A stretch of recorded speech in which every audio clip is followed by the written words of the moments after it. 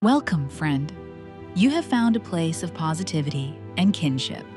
We walk together along this mortal path, and sometimes we need help keeping on our feet. Today, we bring you a passage from Dick Van Dyke's Autobiography, 100 Rules for Living to 100, an Optimist's Guide to a Happy Life.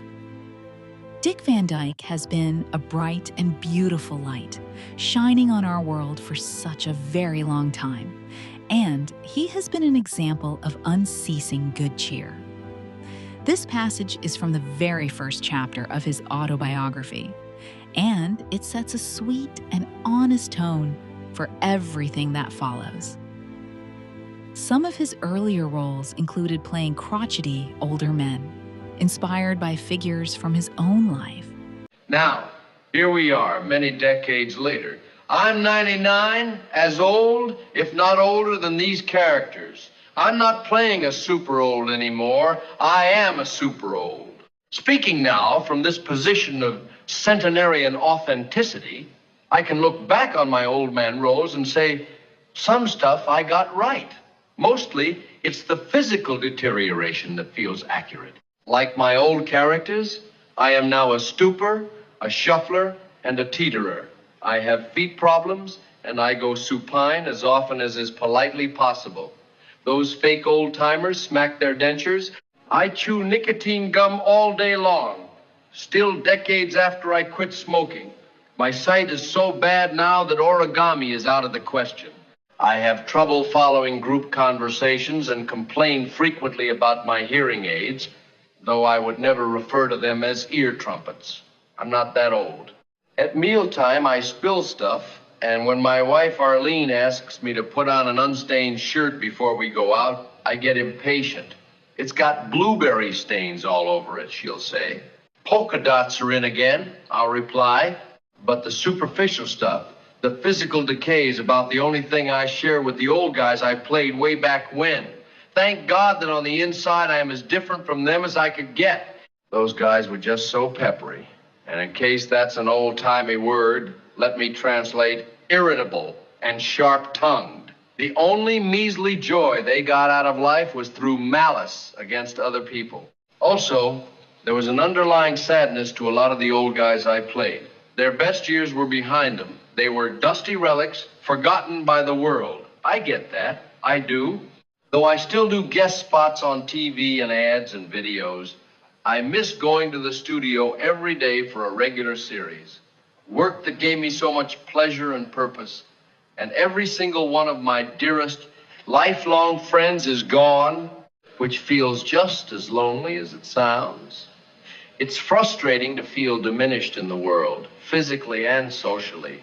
I get invites to events or offers for gigs in New York or Chicago, but that kind of travel takes so much out of me that I have to say no. Almost all of my visiting with folks has to happen in my house. And after an hour of conversation, I just crash.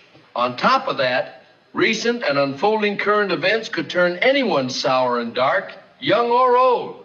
I just lived through 2 Southern California wildfires in less than a month, right out my front door, including the worst one in history. Daily, I spiral into anguish over the mayhem and cruelty being inflicted on the entire world by those in power. So yes, I suppose that at certain times of day, I am the grumpy old man who yells at the TV, but that's not the essence of it. And frankly, it's not the essence of anybody else either. No one is a grumpy old man at heart. No one is genetically miserable. No matter our circumstances, we all have the capacity for a joyful and purposeful life. If I didn't know that to be true, I wouldn't have written this book. It's been an intensely eye-opening process these past many months, reflecting on my 99 years of life, work, and relationships. I've unearthed lost treasures of memory, reconsidered my well-worn stories, connected fragments from my distant past to immediate present, hit upon patterns and themes that span the whole of my life. But I wasn't doing it just for the sake of navel-gazing. My motivation in remembering and reflecting has been the same as my motivation for performing and actually for living overall, to give other people something of myself. Specifically, I live with a lifted spirit, and my purpose on earth has been to lift the spirits of my fellow humans. I have made it to 100 in no small part because I have stubbornly refused to give in to the bad stuff in life, failures and defeats, personal losses, loneliness and bitterness, the physical and emotional pains of living. That stuff is real, but I have not let it define me, because as I see it, to do that would be to throw the towel in on life itself. We have been blessed by Mr. Van Dyke's optimism and cheer, and he has brought laughter, medicine for the soul to millions.